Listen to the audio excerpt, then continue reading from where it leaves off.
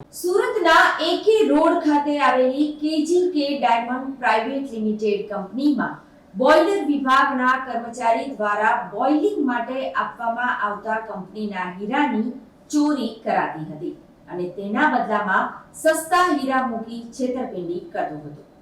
આ કારીગરે અત્યાર સુધીમાં અનેકવાર આ રીતે હીરાની બદલી કરી મુંબઈ અને સુરતમાં મિલકત વસાવી છે। વરાછા પોલીસમાં તેની સામે ગુનો નોંધાતા પોલીસે વધારે તપાસ હાથ ધરી છે।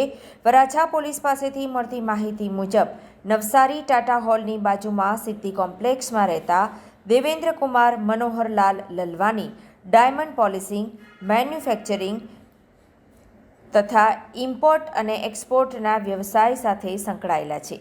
તેઓ વરાછા એકે રોડ ખાતે પુરુષોત્તમ જીનિંગ મિલ કમ્પાઉન્ડમાં આવેલ કેજીકે ડાયમંડ્સ પ્રાઇવેટ લિમિટેડ કંપનીમાં એડમિન અને આઈટી મેનેજર તરીકે નોકરી કરે છે।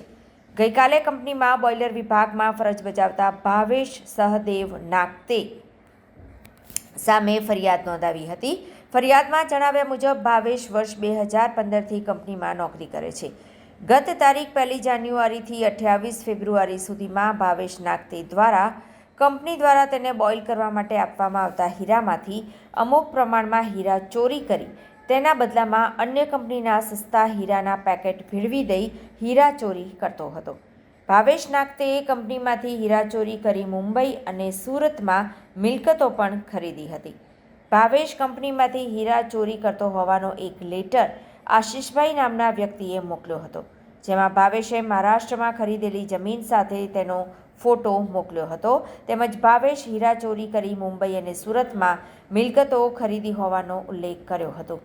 આ લેટર બાદ દેવેન્દ્ર કુમાર તેમજ કંપની દ્વારા ભાવેશ ઉપર વોચ ગોઠવી હતી, જેમાં ભાવેશ સીસીટીવી ફૂટેજમાં હીરા બદલી કરતો કેદ થયો હતો।